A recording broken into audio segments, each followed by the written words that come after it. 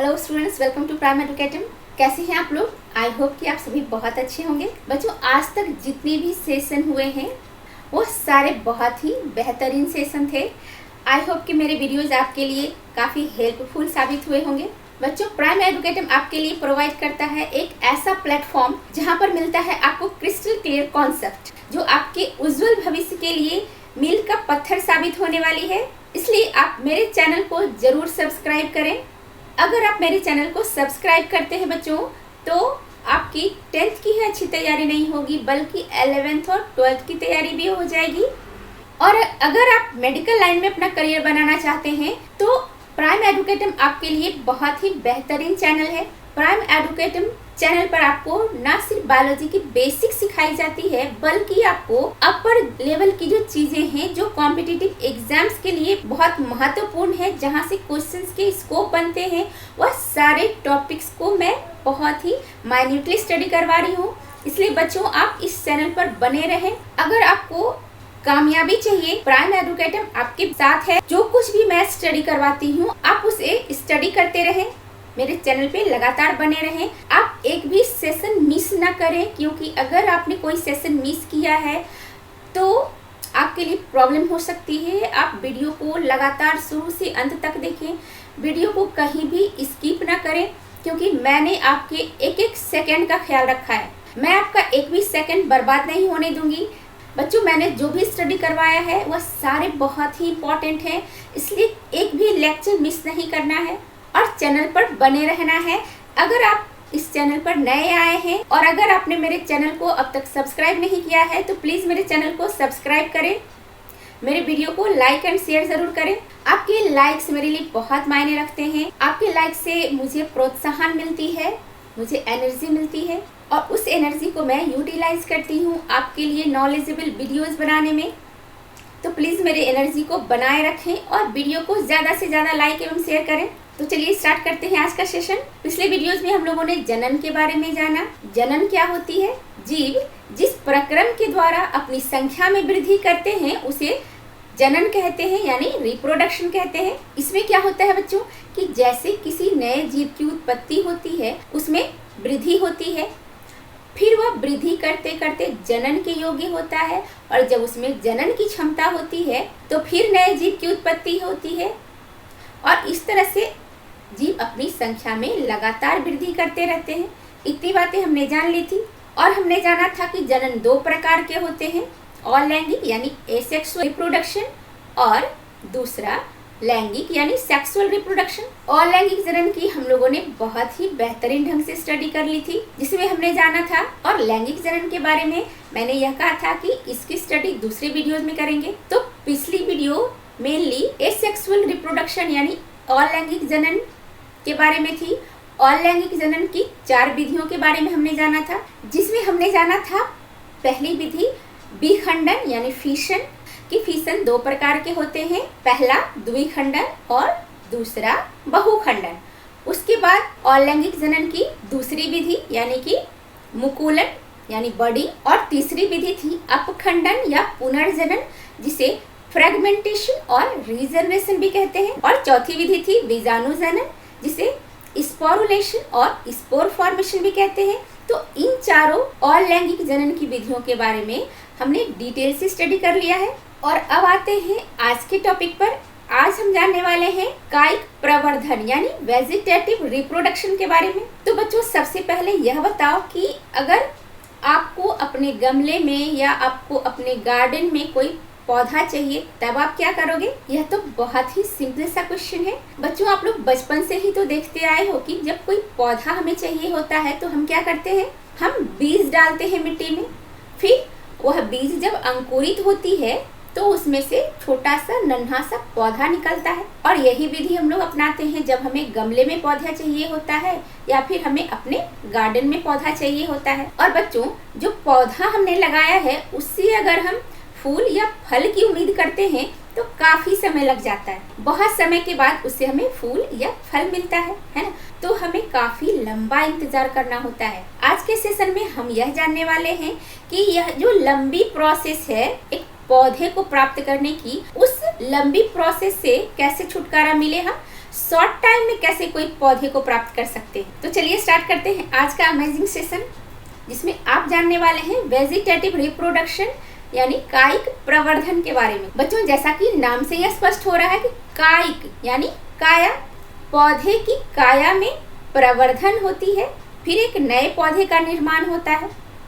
बात आई समझ में? नहीं आई तो चलो इसको डिटेल में समझते हैं कि जैसे पौधे के किसी भाग से, जैसे वह भाग जड़, तना या पत्ती हो सकती है, पौधे के किसी भाग से अगर एक नए पौधे का निर्माण होता है तो इस तरह की जो प्रजनन है यानी यह जो जनन की विधि है उसे कायिक प्रवर्धन कहते हैं। इसे आप ऐसे भी समझ सकते हैं कि जनन की वह विधि जिसमें बीज रोप करके पौधे की उत्पत्ति नहीं की जाती है। कायिक यानी काया से संबंधित है, शरीर को ही काया कहते हैं, ठीक है। तो पौधे के शरीर के किसी भाग से, अगर वह भाग जड़, तना या पत्ती हो सकती है, किसी भी भाग से अगर एक नए पौधे का निर्माण होता है तो उसे कायिक प्रवर्धन कहते हैं। तो बच्चों, अब जानते हैं पौधों में कायिक प्रवर्धन के बारे में। जनन की वह प्रक्रिया जिसमें पादप शरीर का कोई कायिक या वर्धी भाग यानी वेजिटेटिव पार्ट जड़, तना या पत्ती आदि उससे विलग और परिवर्धित होकर नए पौधे का निर्माण करते हैं, उसे कायिक प्रवर्धन कहा जाता है। तो बच्चों, हमने क्या देखा कि कायिक प्रवर्धन में बीज की जरूरत नहीं पड़ती है, यानी इसमें बीज की कोई इन्वॉल्वमेंट नहीं है। बीज ना भी हो तो नए पौधे का निर्माण हो सकता है। इसमें क्या होता है बच्चों, जड़, तना या पत्ती यह मेन प्लांट से विलग हो जाता है और परिवर्धित होता है, यानी इसमें वृद्धि होती है और यह फुल्ली इंडिपेंडेंट यानी स्वतंत्र रूप से नए पौधे में परिवर्तित हो जाता है। तो इसमें क्या हुआ कि बीज की इन्वॉल्वमेंट नहीं हुई, नए पौधे की उत्पत्ति किसी पौधे के जड़, तना या पत्ती के उस मेन प्लांट से विलग होकर परिवर्धित होने के उपरांत नए प्लांट का निर्माण हो गया, यानी मेन प्लांट से उस प्लांट का जड़, तना या पत्ती विलग हो गया, उसमें वृद्धि हुई और वह नए प्लांट में परिवर्तित हो गया, ठीक है। तो ऐसे रिप्रोडक्शन को क्या कहेंगे? वेजिटेटिव रिप्रोडक्शन यानी कायिक प्रवर्धन। अब बच्चों, आप यह जानना चाहोगे कि यह विधि क्यों अपनाई जाती है। तो जैसा कि मैंने अभी बताया आपको कि जब हम कोई बीज रोपते हैं फिर उससे एक नए पौधे का निर्माण होता है, और जब हम कोई फल फूल से प्राप्त करना चाहते हैं तो उसमें काफ़ी समय लग जाता है, हमें काफ़ी समय तक इंतज़ार करना होता है। तो कोई ईजियर और फास्टर मेथड होना चाहिए जिससे हम क्या करें, फल और फूल की प्राप्ति कर लें। जिस चाहत से हमने पौधा लगाया है वह चाहत हमारी जल्दी से पूरी हो जाए, इसके लिए ही कायिक प्रवर्धन मेथड अपनाया जाता है। और इस विधि से एक ही समय में बहुत सारे प्लांट को ग्रो करा सकते हैं, यानी बहुत सारे प्लांट अगर हमको चाहिए तो हम ये इजियर और फास्टर मेथड अपना के बहुत सारे प्लांट्स का निर्माण कर सकते हैं। और बच्चों, सबसे अहम बात जो है वह है कि बीज कुछ पौधों में नहीं भी होती है, जैसे बनाना यानी केला के अंदर बीज नहीं होती है। तो अब बताओ, इसमें तो बीज ही नहीं है, तो क्या केले के पौधे में जनन की प्रक्रिया नहीं होगी? बिल्कुल होगी। इसी तरह से वेजिटेटिव रिप्रोडक्शन मेथड से, क्योंकि केले के अंदर जब बीज नहीं है तो यह प्रोसेस बहुत कारगर साबित होगी, है ना। तो कुछ ऐसे भी पौधे हैं जहाँ पर फलों के अंदर बीज नहीं है, तो वहाँ पर इस मेथड को यूटिलाइज करते हैं और नए पौधे की प्राप्ति करते हैं, ठीक है। कायिक प्रवर्धन मुख्यतः दो प्रकार के होते हैं, पहला है प्राकृतिक और दूसरा है कृत्रिम। तो बारी बारी से दोनों के बारे में जानते हैं। तो सबसे पहले जानेंगे प्राकृतिक कायिक प्रवर्धन के बारे में। इस तरह की प्रवर्धन जड़, तना एवं पत्तियों द्वारा संपन्न होता है।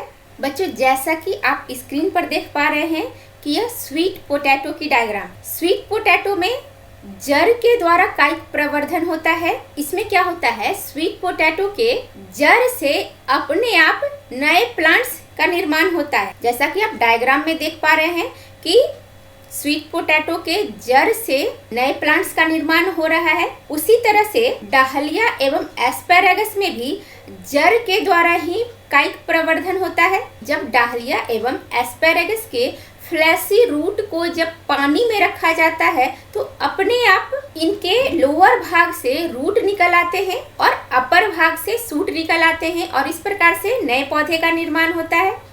तो इन एग्जाम्पल्स में हमने क्या देखा, चाहे वह स्वीट पोटैटो की बात हो या डाहलिया या एस्पैरेगस, इनके रूट से नए पौधे का निर्माण हो रहा है। और अब जो डायग्राम आपके सामने है वह है जिंजर यानी अदरक और पोटैटो यानी आलू की डायग्राम है।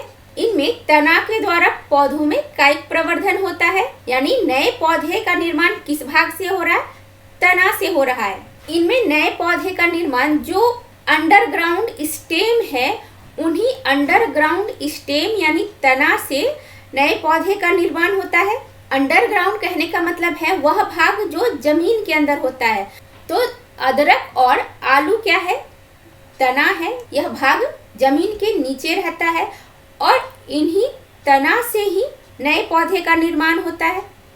ऐसा ही केला में भी होता है, केला के भी अंडरग्राउंड स्टेम से ही नए पौधे का निर्माण होता है। केला में बीज तो नहीं पाया जाता है, तो इसी प्रकार से उसमें जनन की क्रिया होती है, यानी पौधे के वर्धी भाग से ही केला में जनन की क्रिया होती है। तो आप स्क्रीन पर देख पा रहे हैं कि किस प्रकार से अदरक से नए प्लांट्स का निर्माण हो रहा है और वहीं दूसरी ओर आलू में जो छोटे छोटे आँख होते हैं उनसे नए प्लांट्स निकलते हैं। तो बच्चों, इस तरह से हमने देखा कि अदरक और आलू के जो पार्ट्स जमीन के अंदर होते हैं वह तना है। अदरक और आलू तना का ही रूपांतरित भाग है। तो जो अंडरग्राउंड स्टेम है अदरक और आलू का, उन्हीं से नए प्लांट्स का निर्माण होता है। अब पौधों में पत्तियों के द्वारा होने वाले कायिक प्रवर्धन के बारे में जानते हैं। बच्चों, जैसा कि आप स्क्रीन पर देख पा रहे हैं कि यह ब्रायोफाइलम की पत्ती है। ब्रायोफाइलम की पत्ती को भीगे हुए मिट्टी के ऊपर कुछ दिनों के लिए आप छोड़ दें, फिर देखेंगे कि उसमें छोटी छोटी कलिकाएं निकल आती हैं। जैसा कि आप स्क्रीन पर देख पा रहे हैं कि पत्ती के किनारे पर छोटी छोटी कलिकाएं निकल आई हैं और यह कलिकाएं जब पत्ती से टूटकर जमीन पर गिरती है और इन्हें अनुकूल परिस्थितियां मिलती हैं तो फिर यह नए पौधे का निर्माण करती है। तो इस प्रकार से हमने क्या देखा कि पत्तियों के द्वारा भी पौधों में कायिक प्रवर्धन होता है। यह जो ब्रायोफाइलम की पत्ती है यह कायिक प्रवर्धन का ही उदाहरण है। ऐसा ही आप मनी प्लांट में भी देख सकते हैं। तो बच्चों, इस तरह से हमने पौधों में प्राकृतिक कायिक प्रवर्धन के बारे में अध्ययन कर लिया है। इसमें हमने जाना कि किस प्रकार से पौधों में जड़, तना एवं पत्तियों के द्वारा कायिक प्रवर्धन होता है। तो बच्चों, हमने यह जाना कि जड़ के द्वारा किस प्रकार से पौधों में कायिक प्रवर्धन होता है। तो इसमें हमने स्वीट पोटैटो का भी एग्जाम्पल देखा। डाहलिया, एस्पैरागस में भी जड़ के द्वारा ही पौधों में कायिक प्रवर्धन देखने को मिलता है। वहीं दूसरी ओर तना के द्वारा पौधों में कायिक प्रवर्धन के अंतर्गत हमने जाना कि किस प्रकार से अदरक और आलू, यह जो रूपांतरित तना है, इनमें किस प्रकार से पौधों में कायिक प्रवर्धन होता है। इनमें तना के द्वारा ही नए पौधे का निर्माण होता है। जैसा कि आप स्क्रीन पर भी देख पा रहे हैं कि तना के द्वारा ही नए पौधे का निर्माण हो रहा है। तो यह हो गई तना के द्वारा पौधों में कायिक प्रवर्धन की बात। और पत्ती के द्वारा भी पौधों में कायिक प्रवर्धन होता है, जिसमें हमने ब्रायोफाइलम का एग्जाम्पल देखा कि ब्रायोफाइलम की पत्तियों के किनारे पर कलिका उभर आती है और जब यह कलिका जमीन पर गिरती है और अनुकूल परिस्थितियां मिलती हैं तो यह कलिका नए पौधे का निर्माण करती है। तो इस प्रकार से पौधों में प्राकृतिक कायिक प्रवर्धन के बारे में अच्छी तरह से स्टडी हो गई है। और अब जानेंगे कि पौधों में कृत्रिम कायिक प्रवर्धन किस प्रकार से होता है और इनकी कौन कौन सी विधियां हैं। तो बच्चों, अब हम जानेंगे कृत्रिम कायिक प्रवर्धन के बारे में। इसकी सामान्यतः 3 विधियां होती हैं। पहली विधि है कलम लगाना यानी कटिंग। दूसरी विधि है कलम बंधन या रोपण, जिसे ग्राफ्टिंग भी कहते हैं। और तीसरी विधि है दाव लगाना, दाव कलम यानी लेयरिंग इत्यादि। तो इस तरह का कायिक प्रवर्धन केला, संतरा, गुलाब, चमेली, डाहलिया, ईख आदि पौधों में होता है। अब इन तीनों कृत्रिम विधियों के बारे में डिटेल से जानते हैं। तो कृत्रिम कायिक प्रवर्धन में सबसे पहली विधि है कलम लगाना यानी कटिंग। इसमें क्या होता है बच्चों कि आपने एक गुलाब का पौधा लिया, उसके एक भाग को आपने कट कर दिया। ध्यान रहे कि उसमें कुछ कलियां भी मौजूद हों ताकि वह अच्छे से ग्रो कर पाए और आपको पता चले कि प्लांट मिट्टी में लगा है कि नहीं लगा है। उस कटिंग वाले पार्ट को आपने क्या किया कि गीली मिट्टी में लगा दिया, फिर कुछ ही दिनों के बाद वह ग्रो कर जाता है और एक नए प्लांट का निर्माण होता है। यह बहुत ही आसान विधि है। और अब आते हैं दूसरी विधि कलम बंधन या रोपण, जिसे ग्राफ्टिंग भी कहते हैं। कलम बंधन विधि में दो प्लांट होते हैं।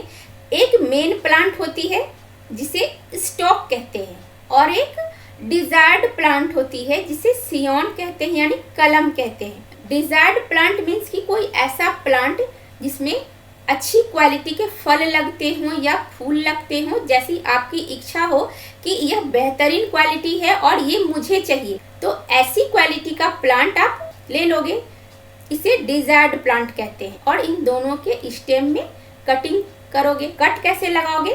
तो सर्वप्रथम आप जो मेन प्लांट है यानी मैच्योर प्लांट है उसमें कट लगाओगे। फिर जो डिजायर्ड प्लांट है जिसे कलम कहते हैं उसमें कट लगाओगे और दोनों को एक दूसरे पर इस तरह से रखोगे कि एक दूसरे के सीध में उसके वैस्कुलर बंडल आए। वैस्कुलर बंडल का एक सीध में होना बहुत जरूरी है ताकि न्यूट्रिएंट्स और वाटर मिनरल इत्यादि का सप्लाई अच्छी तरह से हो सके डिजायर्ड प्लांट में भी। जैसा कि आप डायग्राम में देख पा रहे हो कि एक मेन प्लांट है नीचे जिसे स्टॉक कहते हैं और ऊपर डिजायर्ड प्लांट है जिसे सियोन या कलम कहते हैं। दोनों को एक दूसरे पर रखकर और रखना इस प्रकार है कि दोनों के वैस्कुलर बंडल एक सीध में हो ताकि भोजन, पानी और खनिज लवण का ट्रांसपोर्टेशन सही ढंग से ऊपर वाले यानी डिजायर प्लांट में भी हो सके ताकि वह ग्रो कर पाए अच्छी तरह से। तो इस तरह से एक सीध में दोनों कट लगे हुए हिस्से को मिला के ऊपर से बांध देना है। तो इस तरह से डायग्राम से ही स्पष्ट हो रहा है कि किस प्रकार से बांधना है। दोनों को अच्छी तरह से बांध देना है। और फिर क्या होता है बच्चों, कुछ ही दिनों में जो कट के घाव थे वह भर जाएंगे, वह निशान भर जाएंगे और पूर्ण रूप से एक नया पौधा का निर्माण होगा। तो इस तरह से एक नए पौधे का निर्माण होता है। बच्चों इसमें ध्यान रखने वाली बात यह होती है कि कट को बिल्कुल सीध में लगाना है। एक सीध में नहीं लगने से न्यूट्रिएंट्स एवं वाटर सप्लाई सही ढंग से डिजायर्ड प्लांट में नहीं हो पाएगी और वह पौधा ग्रो नहीं करेगा, सूख जाएगा। तो इस बात का ध्यान रखना होता है इस विधि में कि जो कट लगा हुआ पोर्शन है दोनों प्लांट्स को एक सीध में इस प्रकार से रख के ताकि उसके वैस्कुलर बंडल या कैम्बियम एक सीध में आए ताकि वाटर और न्यूट्रिएंट्स की सप्लाई बाधित ना हो। इस तरह से एक सीध में रखेंगे और तभी कट लगे हुए हिस्से को अच्छी तरह से बांध देंगे। उसके बाद एक नए प्लांट का निर्माण होगा जिसमें हमने जो चाहा था वैसे फल या फूल हमें मिलेंगे। और इस तरह की जो कायिक प्रवर्धन होती है वह बेहतरीन क्वालिटी के पौधे के निर्माण के लिए यूज किया जाता है ताकि हमें उन्नत किस्म के फल और फूल इत्यादि प्राप्त हो सके। और सजावटी फूलों को प्राप्त करने के लिए तो यह विधि बहुत ही खास विधि है। इस विधि से आप यकीन मानिए कि एक ही गुलाब के पौधे में विभिन्न रंग के फूल आपको प्राप्त हो सकते हैं। आपको यकीन नहीं हो बच्चों तो आप करके देखिए, यह बहुत इंटरेस्टिंग है और आप इजी वे में कर लेंगे। कुछ प्रैक्टिकल भी करके देखना चाहिए। और बच्चों तीसरी विधि है दाव लगाना या इसे दाव कलम भी कहते हैं, इसे लेयरिंग भी कहते हैं। बच्चों इसमें एक मेन प्लांट होता है और मेन प्लांट के निचले हिस्से को जो मिट्टी के करीब हो यानी जो हिस्सा जमीन के करीब है उसे थोड़ा नीचे करके जमीन के अंदर दबा दिया जाता है और इस मेन प्लांट के दबे हुए हिस्से को जो नीचे जमीन के नीचे दबा हुआ है उस हिस्से को लेयर कहते हैं। और ऐसा इसलिए किया जाता है ताकि जो नए प्लांट का निर्माण हो उसे मेन प्लांट से न्यूट्रिशन मिलता रहे। कुछ दिनों तक जब यह हिस्सा जमीन के नीचे दबा रहता है तो फिर इसमें रूट्स निकल आते हैं। जैसा कि आप डायग्राम में भी देख पा रहे हैं कि एक मेन प्लांट है और उसके निचले हिस्से को जमीन में दबा दिया गया है। इस मेन प्लांट्स के हिस्से को जो जमीन में दबा हुआ है इसे लेयर कहते हैं। और कुछ दिनों के बाद इस हिस्से में जो जमीन के नीचे दबा हुआ है इस हिस्से में रूट्स निकल आते हैं। जब रूट्स निकल आते हैं तो जिस नए पौधे का निर्माण होता है उस नए पौधे में न्यूट्रिशन मिलने लगती है मिट्टी के द्वारा। तो अब जब रूट्स का निर्माण इस दबे हुए हिस्से में हो चुका होता है तो इसे मेन प्लांट से काट कर अलग कर दिया जाता है। और तब ऐसी स्थिति में जब पूर्ण रूप से इसके जड़ का निर्माण हो चुका है तो यह पौधा एक नए पौधे के रूप में अपना स्वतंत्र अस्तित्व कायम रख सकता है। तो इस विधि को क्या कहते हैं? लेयरिंग, यानी दाब लगाना या दाब कलम विधि कहते हैं। तो यह तो बात हो गई उन पौधों के बारे में जो जमीन से सटे हुए हैं, परंतु कुछ बड़े बड़े ट्रीज भी होते हैं तो उनमें भी लेयरिंग के द्वारा नए पौधे का निर्माण किया जाता है। पर ऐसे पौधों में एयर लेयरिंग होती है। बड़े बड़े ट्रीज में जो लेयरिंग होती है उसमें इससे थोड़ी डिफरेंट तरह की होती है, उसको एयर लेयरिंग कहते हैं। बच्चों, एयर लेयरिंग में क्या होता है कि ट्री के ब्रांच पर एक कट लगा दिया जाता है, उसे थोड़ी दूर तक छील देंगे और प्लांट के कट लगे हुए हिस्से को थोड़ी दूर तक इसलिए छीलते हैं ताकि उस पर रूट्स निकल आए। आखिर एयर लेयरिंग की प्रोसेस किस लिए हो रही है? नए पौधे के निर्माण के लिए हो रही है। तो नए पौधे का निर्माण तभी होगा ना जब रूट्स निकलेंगे। तो इसलिए कट लगे हुए हिस्से को थोड़ी दूर तक छील देते हैं, फिर उस कटे हुए हिस्से के आसपास एक पॉलीथीन बांध देते हैं। पॉलीथीन इसलिए बांधते हैं ताकि उसके अंदर थोड़ी मिट्टी डाल सके, मिट्टी में कुछ न्यूट्रिएंट्स डाल सके, यानी कुछ पोषक तत्व तो चाहिए ना नए पौधे के निर्माण के लिए। इसलिए उस पॉलीथीन में थोड़ी मिट्टी और न्यूट्रिएंट्स डाल देते हैं ताकि जो न्यू प्लांट्स का निर्माण होने वाला है उस न्यू प्लांट्स को न्यूट्रिशन मिल सके। जैसा कि आप डायग्राम में भी देख पा रहे हैं कि एक पॉलीथीन है जिसका मुंह बांधा हुआ है और उस पॉलीथीन में थोड़ी मिट्टी जैसा कुछ दिख रहा है, वह मिट्टी ही है जिसमें कि न्यूट्रिएंट्स मौजूद हैं। अब कुछ ही दिनों में वहां पर रूट्स निकल आएंगे, उस कट किए हुए हिस्से में रूट्स निकल आते हैं। उसे नम बना के रखना बहुत जरूरी होता है। नमी के अभाव में नए पौधे का निर्माण नहीं हो पाएगा, पौधा सूख सकता है। इस पॉलीथीन वाले मिट्टी को नम बना के रखना बहुत जरूरी होता है ताकि पौधे के जड़ के विकास में कोई बाधा ना पहुंचे। कुछ ही दिनों के बाद उस कटे हुए हिस्से में जड़ निकल आती है और इसे जड़ सहित काट कर फिर मिट्टी में लगा दिया जाता है और इससे एक नए पौधे का निर्माण होता है। और इस प्रकार का कायिक प्रवर्धन आप अमरूद, अनार, लीची इत्यादि में देख सकते हैं। फलों में इस प्रकार का वेजिटेटिव रिप्रोडक्शन यानी इस तरह का कायिक प्रवर्धन बहुत आसानी से देखा जा सकता है। ज्यादातर फलों के उत्पादन में इस तरह की एयर लेयरिंग की प्रोसेस को बहुत इस्तेमाल किया जाता है ताकि कम समय में ज्यादा से ज्यादा फल का उत्पादन हो सके। और इसकी क्वालिटी भी अच्छी होती है क्योंकि जो मेन प्लांट्स होता है जिसकी क्वालिटी अच्छी होती है उसी प्लांट्स में इस तरह की एयर लेयरिंग की प्रोसेस की जाती है ताकि जिस तरह की मेन प्लांट्स है जो अच्छे क्वालिटी की प्लांट है उसी तरह की हमें प्लांट्स चाहिए होती है। तो इस तरह की विधि अपना के सेम क्वालिटी की नए पौधे का निर्माण कर सकते हैं और इस तरह के पौधे का निर्माण कम समय में होता है और तेजी से इसकी वृद्धि होती है। तो बच्चों, इस तरह से हमने देख लिया कि कृत्रिम कायिक प्रवर्धन किस प्रकार से होता है। हमने तीनों विधियों के बारे में डिटेल से स्टडी कर लिया है। पहली विधि है कलम लगाना यानी कटिंग। इसमें हमने जाना कि किसी पौधे के एक भाग को काट कर अलग कर लेते हैं और उसे फिर गीली मिट्टी में लगा देते हैं। इसमें एक बात ध्यान रखने की जरूरत होती है कि कटिंग किए हुए भाग में कली लगी हुई हो या उसमें पर्ण संधि मौजूद हो। इस तरह से जो नए प्लांट्स होते हैं उनके लगने के चांसेस ज्यादा होते हैं और इस तरह से कटिंग करके नए प्लांट्स का निर्माण कर लिया जाता है। और दूसरी विधि जिसे कलम बंधन या रोपण कहते हैं, इसे ग्राफ्टिंग भी कहते हैं। इस विधि में हमने जाना कि एक मेन प्लांट होती है और एक डिजायर्ड प्लांट होती है। मेन प्लांट को स्टॉक कहते हैं और जो डिजायर्ड प्लांट होती है उसको सियोन या कलम कहते हैं। तो मेन प्लांट्स में भी एक कट लगा दिया जाता है और जो डिजायर्ड प्लांट है जैसी प्लांट्स की हमें चाहत होती है कि इस तरह की क्वालिटी वाले प्लांट्स हमें चाहिए, तो वैसे प्लांट को डिजायर्ड प्लांट कहते हैं। और इस डिजायर्ड प्लांट पर भी एक कट लगा दिया जाता है और दोनों कट लगे हुए हिस्से को इस प्रकार से एक सीध में रखा जाता है कि उसके वैस्कुलर बंडल या कैम्बियम एक सीध में रहे, ताकि जो पोषक तत्व है यानी भोजन, पानी और खनिज लवण की आपूर्ति लगातार होती रहे, ताकि नए पौधे का निर्माण आसानी से हो सके, उन्हें न्यूट्रिएंट्स की कमी ना हो। अगर कलम बंधन सही प्रकार से नहीं हुआ यानी स्टॉक और सियोन को अगर एक सीध में नहीं लगाया गया तो कलम बंधन फेल्योर भी हो सकता है, नए पौधा का निर्माण नहीं भी हो सकता है, पौधा सूख सकता है। तो इसलिए बहुत ज़रूरी है कि स्टॉक और सियोन के वैस्कुलर बंडल एक सीध में लगे हुए हों और फिर उस कट लगे हुए भाग को पॉलीथीन से लपेट दिया जाता है। कुछ दिनों में घाव भर जाते हैं और फिर नए प्लांट्स का निर्माण हो जाता है।